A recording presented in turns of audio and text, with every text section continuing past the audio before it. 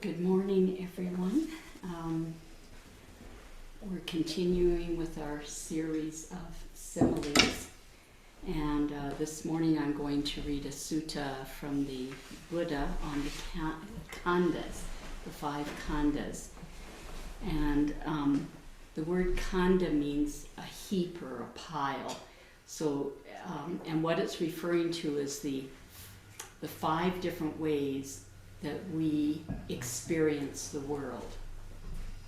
And so it's like deconstructing ourselves and putting it into 5 different piles. So I'll just quickly name them and then I'll go into a little bit more detail of what each one is. So the first is our physical body with our senses, our seeing, hearing, tasting, touching, smelling. So our physical body is one little pile or one little heap. The second is Vedana. Vedana is a Pali term that refers to the immediate sort of basic feeling tone that comes with every single sensory experience.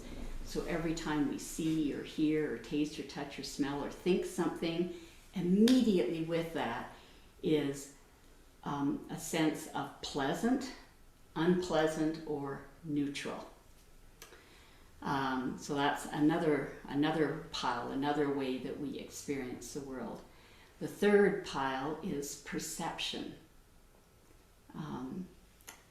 So we could hear a sound, but then our perception says, oh, that's a human speaking, or that's a particular human speaking, or that's a dog barking, or that's a train on the tracks, or whatever.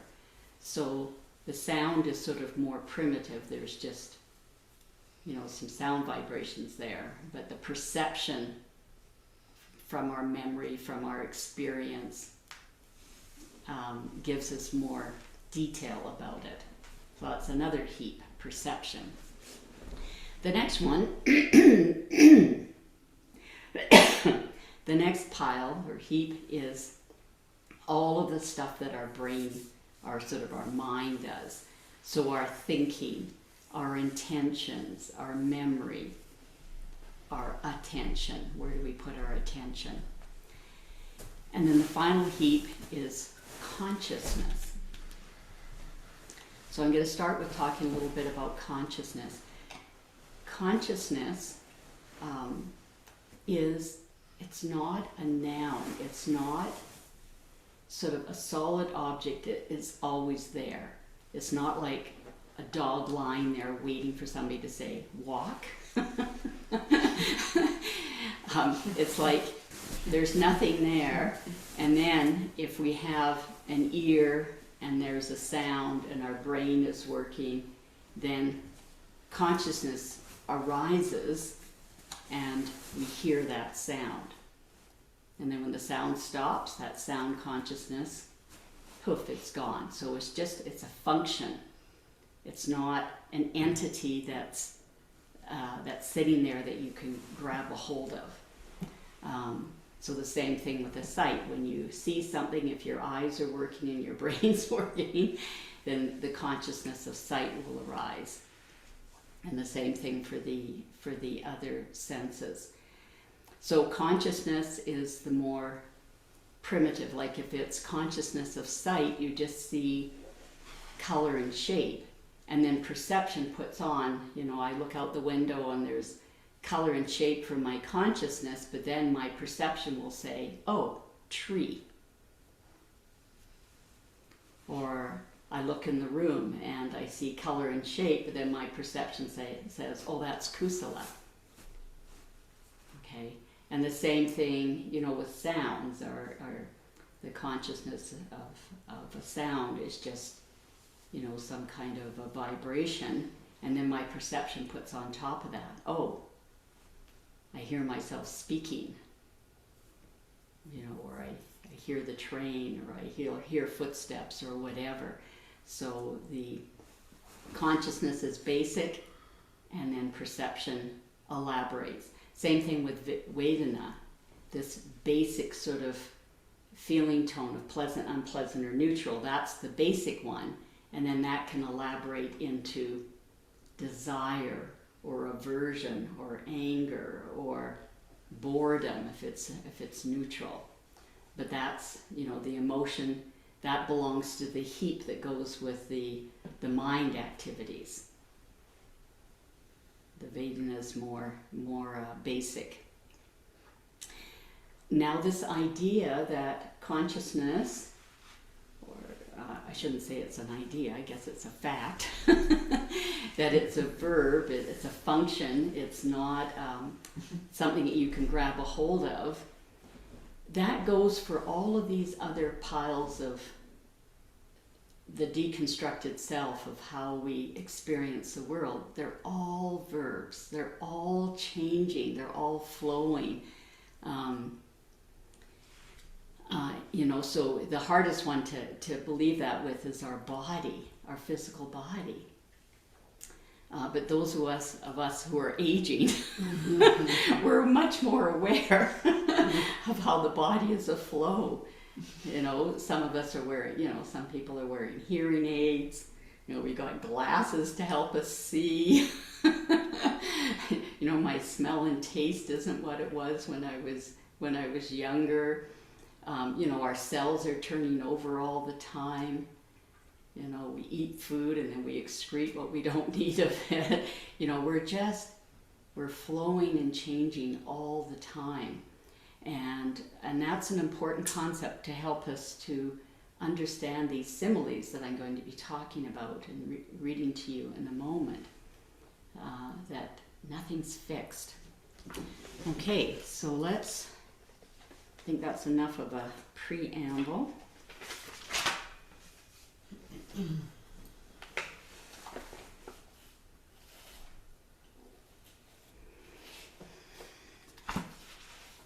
So this sutta is taken from the connected discourses, also known as the linked discourses, the Sanghamitta Nikaya. And it's chapter 22 and number 95. And the title is A Lump of Foam. On one occasion, the Blessed One was dwelling at Ayodhya on the bank of the river Ganges. There the Blessed One addressed the meditators thus: Meditators, suppose that this river Ganges was carrying along a great lump of foam.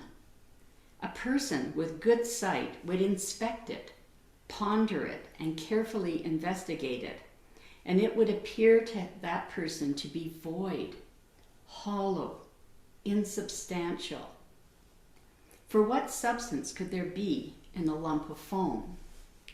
So too, meditators, whatever kind of form there is, whether past, future, or present, internal or external, gross or subtle, inferior or superior, far or near, a meditator inspects it, ponders it, and carefully investigates it, and it would appear to them to be void, hollow, insubstantial. For what substance could there be in form? So this is not just our physical bodies, but also this computer, the chair I'm sitting on, the building that we're in. So it's all kinds of form. And by calling it a lump of foam, the Buddha is saying it's insubstantial, it's impermanent, it's transient. It's not something solid that's unchanging. And I had a very good example of this, well, not all that long ago, that really helped me understand what the Buddha was talking about here. And that's in the last, 6 months or so, I've developed some low back pain. And I was really fortunate not to have that happen to me before. So when it happened, it was a bit of a shock. Because I'm sitting, I do a fair amount of meditating, and I'm sitting in meditation, and then my back starts hurting. So at first, I was not following the teachings of the Buddha. I was picking up that second arrow and stabbing myself vigorously with it. Because I was just catastrophizing all over the place, thinking, oh my gosh, how am I going to meditate? You know, I'm growing old, my back hurts, you know, how can I focus on my meditation object? Like, this is horrible. And my mind just started proliferating like crazy, which is what we mean by, you know, I was just suffering, like really suffering. So I started off with a little bit of suffering with my back pain, and then I made it like 10 times worse by stabbing myself with the second arrow of just proliferating with my mind. So I was really seeing this pain as sort of like a fixed thing. And then I had this really great experience. One meditation, my back started to hurt a bit, and I must have just done a little shift in my posture or something. And then the next thing I knew, I had had a great meditation. You know, my mind, you know, the pain had come up.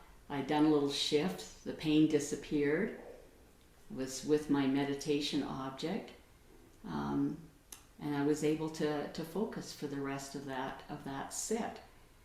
And so that really helped me by seeing the impermanence of that pain in my physical form. By seeing the impermanence, that means that the next time it came up, I didn't panic. I didn't pick up the second arrow and start stabbing myself with it. I felt it and I went, oh, this can go away. And then I would, you know, make some adjustments in my posture. And if that day the adjustments weren't good enough, well, then I'd go and lie on my bed and do lying down meditation, because often that would ease the discomfort. So I learned to see my physical form, like the pain in my physical form, as a lump of foam. And that really helped me to, you know, to not catastrophize, to not bring myself into suffering. And I just wanted to show the major adjustment that I do practically every time I'm meditating. So this, hopefully I'll be able to show this. Let's just take this cape off. I'm just going to move them. So oh, okay. Yeah.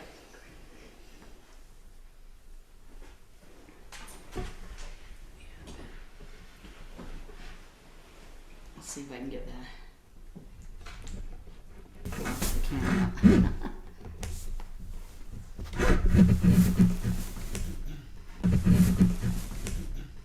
Is it back? No. Yeah. The back? Yeah. Okay. Yeah, that's really good. Okay. So you can see where the back corner of the chair is. So what I do, often in meditation you end up sort of being a little bit slumped after you've been sitting for a while. So I just take my butt and make sure I get it right into the back corner of the chair. And then I take my hands, can't really see this, it's off camera, but I push down on the chair and I bring my body up, and then I smack my back against the back of the chair, and then I let go with my hands, and my body sort of sinks down, but my skin is sort of caught, you know, when I've smucked it against the chair. And this does sort of like a little fascial stretch. And that particular little maneuver, it just takes a moment to do that. Just take your hands and smuck yourself like that. Then that makes my back comfortable immediately. So I just wanted to demonstrate that maneuver. Okay, so that's physical form, and just one example of seeing one aspect of physical form as a lump of foam, and how we can use that to not create suffering for ourselves. Okay, so that's one aspect of our experience. The next one's Vedana, or this basic emotion, a pleasant, unpleasant, neutral, that comes with every sensory experience. So back to the Buddha's words. Suppose, meditators, that in the autumn, when it is raining and big raindrops are falling, a water bubble arises and bursts on the surface of the water. A person with good sight would inspect it, ponder it, and carefully investigate it, and it would appear to them to be void, hollow, insubstantial. For what substance could there be in a water bubble? So too, meditators, whatever kind of feeling there is, whether past, future, or present, internal or external, gross or subtle, inferior or superior, far or near, a meditator inspects it, ponders it, and carefully investigates it, and it would appear to them to be void, hollow, insubstantial. For what substance could there be in feeling? So I just want to tell you a little story about Vedana that I experienced close to 30 years ago now. But when I was first starting to meditate, when there would be a sensory experience and then the Vedana would come up, the pleasant, unpleasant, or neutral, for me, if it was like an unpleasant thing, it would immediately go to an emotion. Aversion or anger or dislike or whatever, like an immediate elaborate.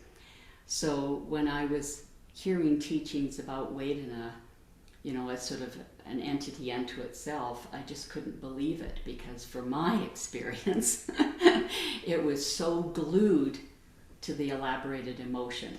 There was absolutely no space in between the two. But one day when I was meditating, I experienced something unpleasant, and the Vedana of unpleasant, and it didn't elaborate. There was sort of like this space, and it was like such a wow experience. And Aya has a really beautiful story of her first experiences, so I'm going to ask Aya if she can repeat the story she gave on Tuesday. Sure. I think this is so helpful with unpleasant especially, and then and we're motivated to do it with unpleasant because the elaboration from unpleasant is anger, and it's clear that this is not helpful in our lives. And once you learn it with unpleasant, then you start to work with pleasant. But we need more buy-in with the pleasant because it feels really pleasant. But anyway, I remember I was living at Seti Serenia Hermitage in Ontario, and it was winter. It was winter retreat, yeah. And I was out, fair distance into the woods in this kuti, in this cabin, and I had done yoga, I'd done a headstand, then I was like, I don't feel right, and then I ended up that, later I go to bed and then I wake up and I'm like, oh, I really don't feel right, and I have to run out, grab my coat, run outside of this wood cabin, and I'm in the forest at dark at night, freezing cold, throwing up, and it was just, as I was throwing up, it was like, this is unpleasant. And that was it. It was amazing. I was like, yeah, and it was, I'll never forget it, because it was it just happened. It's not like, oh, I need to not add on to this. It's just what happened. Similar to Sanghamitta, a lot of times with these things, they just happen, and it's a culmination of your practice. We've all had those experiences, like, oh wow, I was so different. That was so different. But anyway, yeah, it's throwing up a lot. It's like this is like extremely unpleasant. Anyway. Yeah. So a beautiful example of life comes with suffering, but if you just stay there with the Vedana and don't elaborate, then you just stay with that amount. You don't add on that second arrow of wailing and complaining about it. It doesn't help at all. It just makes the suffering more intense. So if we were using if we were using this sutta to help us deal with this,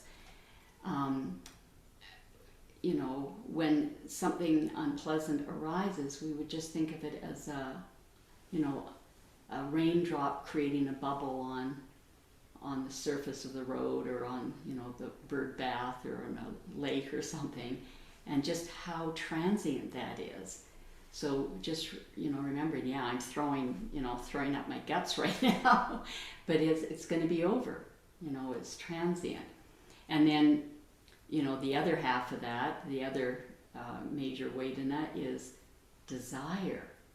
You walk by a store and you see something, and then pleasant is there, and then it goes into I want that. But again, if you could just the pleasant comes up, and then you can just think, oh, this is just like a water bubble, a bubble on the water. If I got that, I'd probably be disinterested in it in a week or a couple of weeks or something.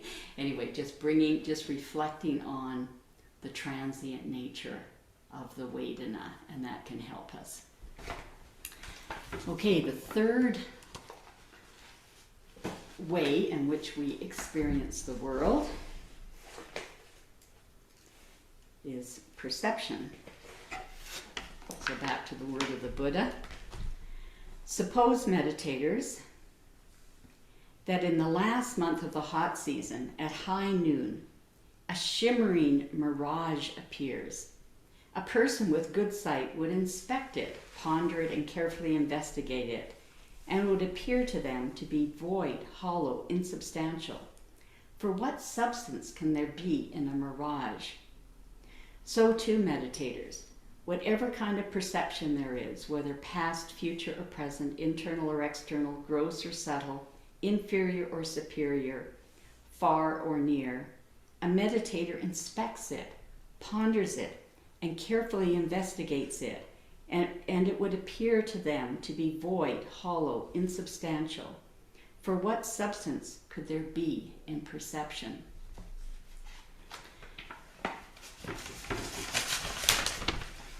Now I'm just going to take a short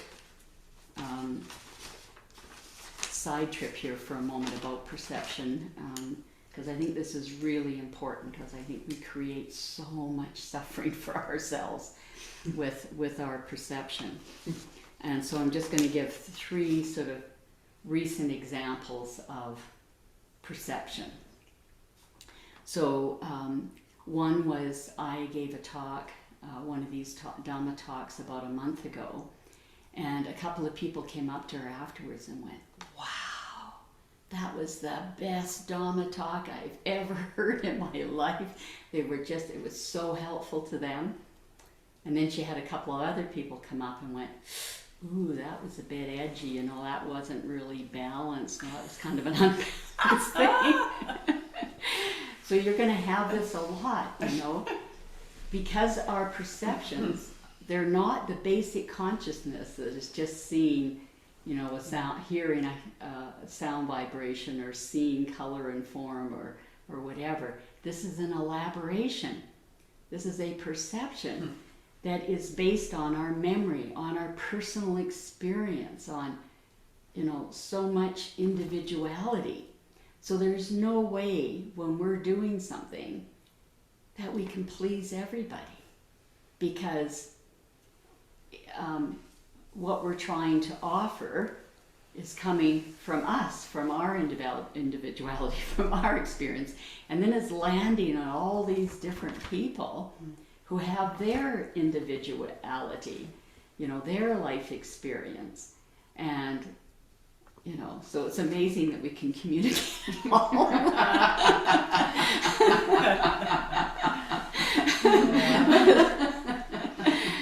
But anyway. We say that often in this house. Yeah. It's amazing for communicating at all.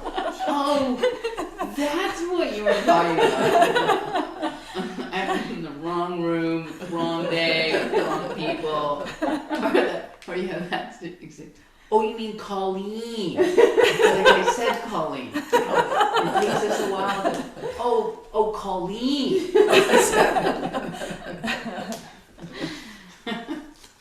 So anyway, when we, when we do something in the world and it's perceived differently by people, we're going to get feedback. But because, it's very important to know that there's no way that we can, please everybody or make everybody happy, or everybody's going to agree with how we are in the world. So we can listen to feedback, but they said you take feedback like you're a flowing river, and maybe a log gets thrown in the river and add some feedback. But later on, if the river decides, well, this isn't helpful to me, it tosses it up on the bank, So we can listen to feedback, but then we need to take it into our heart and into our wisdom and decide, is this something that, is a little blind spot for me, and this is helpful for me and I can, make a change? Or is this just something like we've just got different worldviews, or this doesn't fit and we toss it up on the bank like the river tosses the log up? So another example that a lot of teachers give is you're talking to somebody and then this person you're talking to sort of gets a scowl on their face. Then immediately, we refer it to ourselves and think, oh my gosh, they don't like what I'm saying, or they don't like me, or, they're unhappy with me, and it's me. It's all about me. And for all we know, they could be having a stomach ache, or they could just have remembered that, oh my gosh, they were supposed to be at a meeting and have left 10 minutes ago. Like, it could have nothing to do with you. So Thich Nhat Hanh has this beautiful little mantra that he encourages us to say, and the mantra is, am I sure? Am I sure? So before you start layering layers of meaning, of perceptual meaning onto things, just say that to yourself, am I sure? And so one way is to check it out. Don't just make an assumption. Remember, assumption is ASSUME. So making assumptions makes an ass out of me and you. So check it out. Check it out. The third example I had for perception was when we had that beautiful dump of snow just a week or two ago. And I thought it was so beautiful. The trees were heavily laden with snow. It was so beautiful. And I went for a walk and I met some people and they were saying, oh, isn't this beautiful? And we were just like communing, saying, yes, this is so beautiful. And then I met somebody else and they're going, grump, grump, grump. Like, when's winter going to be over? This is supposed to be spring. But you can see how that person who was going grump, grump, grump, they were stabbing themselves with the middle arrow, the second arrow, because the reality was it had snowed the night before. and grumping about it's not going to take away the snow. You're just, for them, the snow was unpleasant, but grumping about it just adds on a ton more suffering. So again, if we could use the Buddha's idea of a mirage, this is my perception, but it's just a mirage. In a few minutes, I'll be in the coffee shop talking to my friend and I'll have forgotten all about the snow, or, I'll be doing this or I'll be doing that. Like it'll, that grumpiness about the snow will be just like a mirage, hardly there at all. So if we could bring in the idea of the mirage earlier before we get to the grumpy stage, or as soon as we get to the grumpy stage, use that to undo the grumpiness, then we're going to have a lot less suffering. Okay, so the next little pile of how we experience the world is all of the activities that go on in our mind. Now you're going to notice in the Buddha's words here that he just picks one mental activity, and that's intention. And that's because intention is sort of the most powerful mental activity, because that's what causes our karma. You know, what we intend to do. If we're intending wholesome things, skillful things, or if we're intending unwholesome things like harm, harming, then we're creating karma for ourselves. But this heap is actually all of our mental activities: thinking, imaging, planning, as well as our intentions. Suppose, meditators, that a person needing heartwood, seeking heartwood, wandering in search of heartwood, would take a sharp axe and enter a forest. There they would see the trunk of a large plantain tree, straight, fresh, without a fruit bud core. They would cut it down at the root, cut off the crown, and unroll the coil. As they unroll the coil, they would not even find softwood, let alone heartwood. A person with good sight would inspect it, ponder it, and carefully investigate it, and it would appear to them to be void, hollow, insubstantial. For what substance could there be in the trunk of a plantain tree? So too, meditators, whatever kind of intentions there are, whether past, future, or present, internal or external, gross or subtle, inferior or superior, far or near, a meditator inspects them, ponders them, and carefully investigates them. As they investigate them, they appear to be void, hollow, insubstantial. For what substance could there be in intentions? Now I'm just going to show you, for those of us who haven't grown up in a tropical country where plantain trees grow. I've got, did this wrong order. I have to share screen first. I've got a picture of plantain trees. So you can see, you can see the coils here. Now this has got a new shoot growing out of the middle, but I guess normally this would just be like a hole in the middle. Like it's just hollow. And then you have these coils. So if you it's like an onion, taking off the layers of an onion, and then you just get to there's nothing, in the center. Whoops. Okay, I have to stop share. I'm trying to figure out how to get rid of it. Okay. So I had a really powerful experience with this particular khanda, the khanda of mind activities.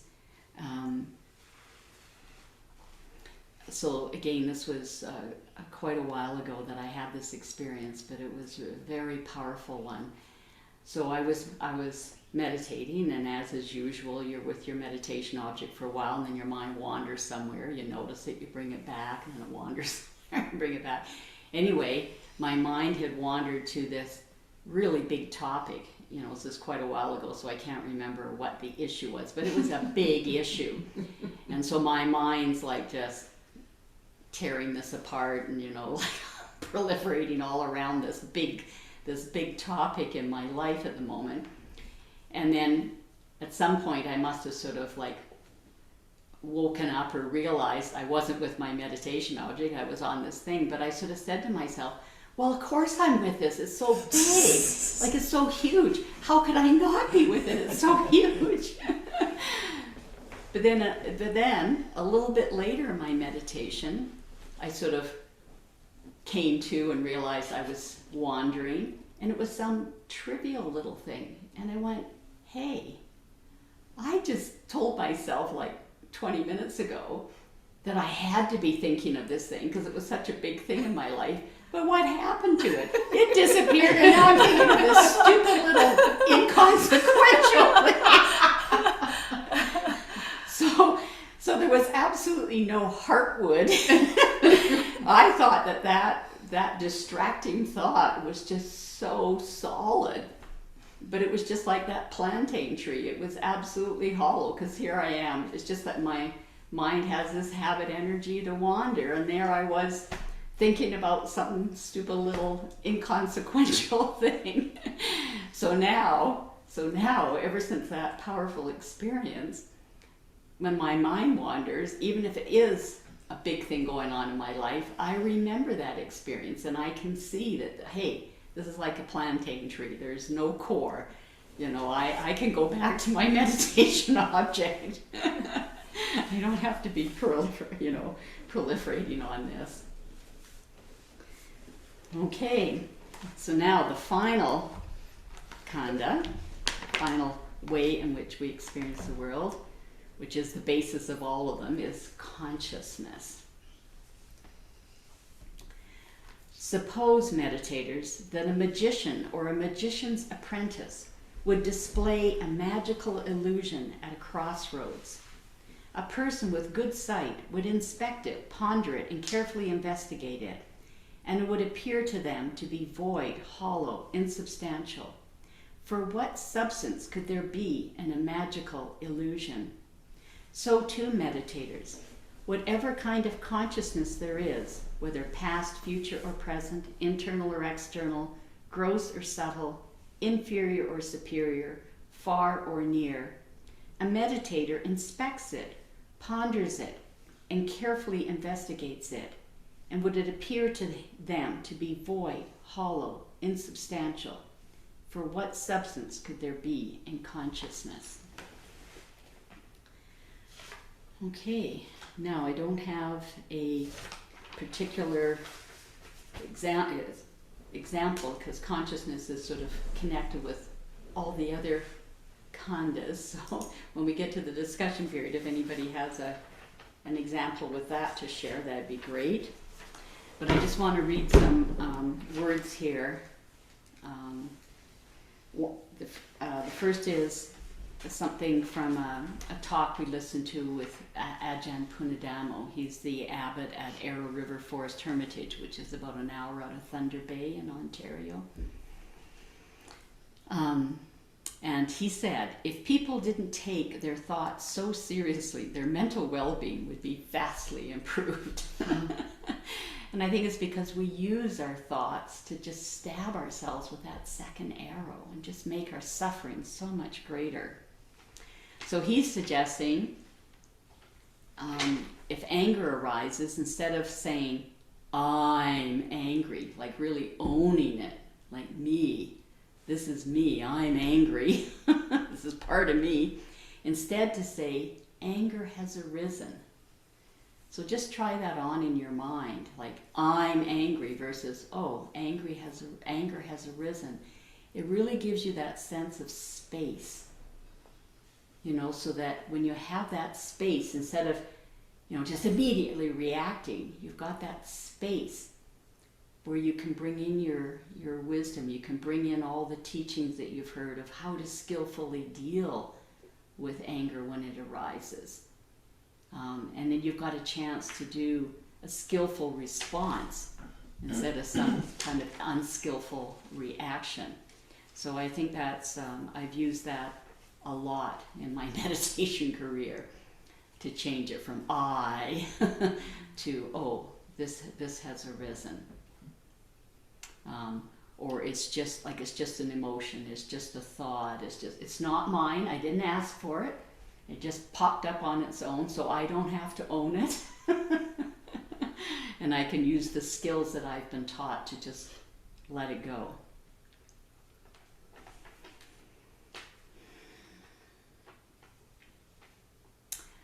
And then he goes on to say that the more that we can still our mind with meditation, the more clearly we can see how grabbing onto these 5 khandas, the 5 ways that we divide up our way we experience the world, how grabbing on and owning it, taking ownership and seeing it as something solid really adds to our suffering.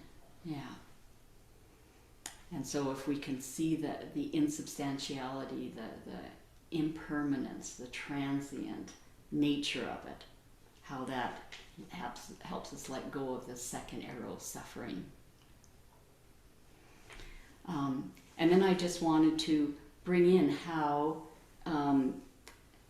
doing this is part of the Noble Eightfold Path. So that, remember, the basic teaching of the Buddha is the Four Noble Truths. That there is suffering in this world, there's a cause for it. There's the good news that it can cease, we can stop with this extra suffering. And the way to do that is to follow the Noble Eightfold Path. And one step in the Noble Eightfold Path is right effort, the 4 right efforts. And that's what we're doing if we follow the suggestions on this sutta. Because if we notice that we're stabbing ourselves with the second arrow by proliferating in our thoughts, or like taking ownership of things, or seeing them as solid and substantial, then if we can just give ourselves a little bit of a space and use one of the techniques we've been taught, or skillful ways of letting that go, that's the second right effort. When something unwholesome has arisen, we make an effort to let it go. And then the first right effort is not allowing these unwholesome things to arise in the first place. So if during our meditation practice we can stay with our meditation object, then these extra wandering thoughts aren't going to come in. Or the same thing during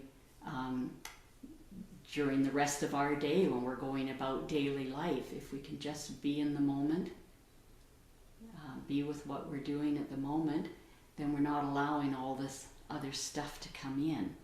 And then the other 2 efforts are creating wholesome experiences and maintaining them. Okay, so that's how are we doing for time. We've got about 5 minutes or so. So we can open this up for discussion or questions. Yes.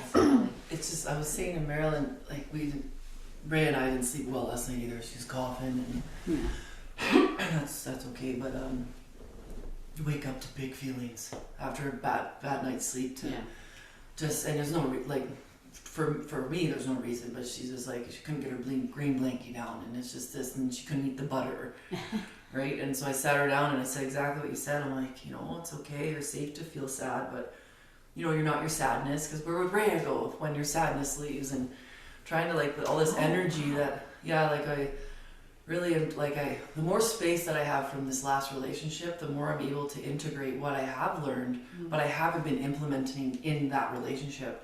So it feels really good to be able to say to her, because I'm learning at the same time with her, right? The way you explained the Thich Nhat Hanh holding technique last time really clicked for me finally.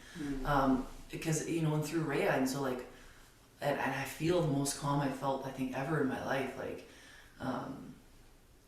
Just the fear, I can feel it, and I just, you're safe, it's okay. Anyways, the way you explained it really helped, and so I'm able to do that with Rhea, is validating the sadness, but letting her know that it's not hers. And I really got into that this morning, so it's interesting that you bring that up, because I had spent 20 minutes, and it didn't matter, because, 3 seconds later she saw the butter again and started wailing, but, and then, but it's, I think she's registering it on some level, right? Totally. So, that's really beautiful, just more reminders of the mirroring between, having a baby is crazy, and there's no room for unhealthy boundaries or anything like that, right? And just on another topic, the one that made me laugh was I used to drive around and think everybody was staring at me and after me, right? So that, are you sure? I might even put that up, or just the little faces, right? Because I have a very expression face, and people are like, why are you mad? And I'm like, oh, was I? No, I'm engaged in thought, of something, right? But then I don't have that space for other people. So really reminding myself that you don't know, just ask, right? It's so, that made me crack up, because it's been, it's dissipated a bit now, but there was a while that I'm I didn't even want to drive, because I'm everybody's after me. Well, thanks for sharing. That's beautiful what you're doing with your child. That's beautiful. Well, it's from the teachings. That's great. Anything from the Zoom room? No, just listening. Thank you. So much about not taking things personally. Yeah. You know, I even caught a glimpse of that this morning. I just caught a glimpse in the mirror and the way the sun was, and I'm like, holy crow, look at those wrinkles. And I'm like, and I've done everything right. I've been wearing sunscreen for 40 years. I've been eating antioxidants. I've been this and I've been that. And I was in that, you know, taking it personally. And then I was like, aging skin. It was just like, aging skin. Awesome. Yeah. But it could have gone down the facelift hole. A Buddhist facelift. You get a facelift, you're no longer a Buddhist. I think that's a book. It should be a book with a facelift. Or I should write it. You should write that. Awesome. That's lovely. And yeah. Yeah. I totally relate. Well, if I sit like this, Yeah. Yeah. An elastic band. That's why so many of those photos that people author photos and stuff, you will see. Oh, I gosh. mean, that's No, exactly I what agree. that's about. Yeah. Or like this. Even like It's this. totally what that's Even about. like this, it Pulling the helps. skin back, it's smoothing it out.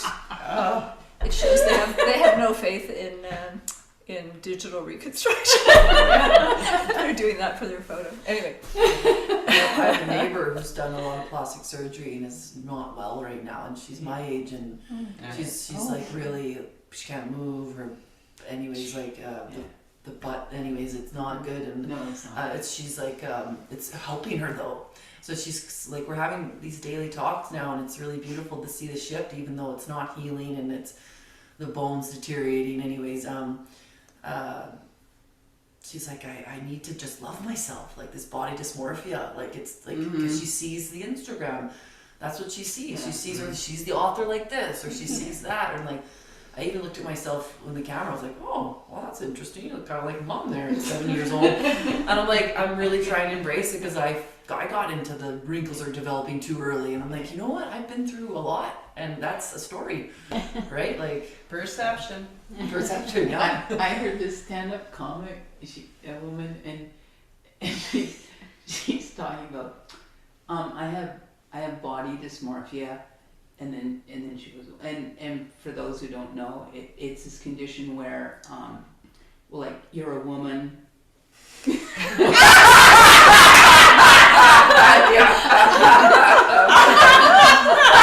That's awesome. How true. I mean, your delivery's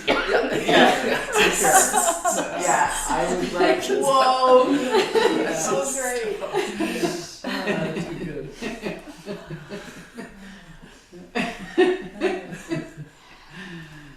Okay, we have time today for mudita, so we'll end with the Brahma Vihara of mudita, which is feeling joy for the happiness of others.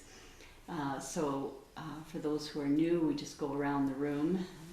We'll go around the live room and then the Zoom room, and if you want to pass, you're welcome to pass. But otherwise, share a recent happiness, or something that you've, a kindness that you've done, and then what the rest of the group does is practice mudita for you, being happy for your happiness. And if the near enemy of envy arises, just do your best to transform it. That usually happens in the winter when people talk about their Mexican holidays.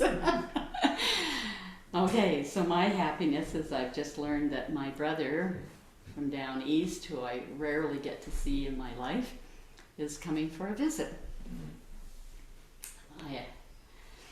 I've got too many.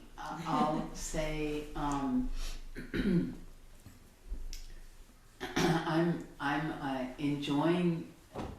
I'm enjoying the learning that's going on and the changes that are happening internally, with things getting, for me, feeling more real and honest with the people that I live with. I've been doing a lot of biking lately and just really appreciating this place and the mountains in this area, and just being able to see them by bike has been very incredible. Great. What do you, Paula? Yeah, I'll just echo. It's felt a lot more, mentally spacious in our interactions in the community, and that's really nice. Marilyn.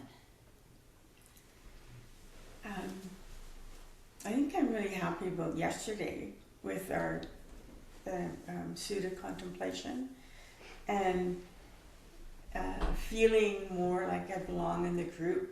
And it was kind of validated at the end, which was a big surprise for me to hear something and that was good about me. So anyways, yeah, it was just a really beautiful group and experience that I had, and it made me very happy. Great. Kusala. Well, our place got painted and I had to pick out the paint colors, which is so stressful, but the paint looks good. The paint is good and the floor is half done. So that's better than the day before. I'm really happy myself for my internal changes and being able to hold boundaries and not look for validation through men, and just really, I'm gonna cry, really find me like who this spirit is or whatever, like, and connecting with my daughter without men around, and it's been really life-changing. It's been beautiful. Like, I don't even feel like drinking, and I'm able to be there for her, like this with her big feelings, as we all have big feelings, and just, it's been really beautiful. So Great. Jessica. Yeah, I've been meditating more with others as opposed to just meditating on my own, and it's just felt really supportive and helping me quiet my mind. Feels really nice. Beautiful. Sharon. And to wrap up the circle, I have a sister coming from back east who I don't see very often. So Very good. that's very nice. Yeah, lovely. Thank you. You're welcome. May the merit of our practice be shared with all sentient beings, named and unnamed. Mike, Scott, Ryan, Lise, Blair, Simon, Claire. May all beings be well and happy. Thank you, everyone. Good. Spending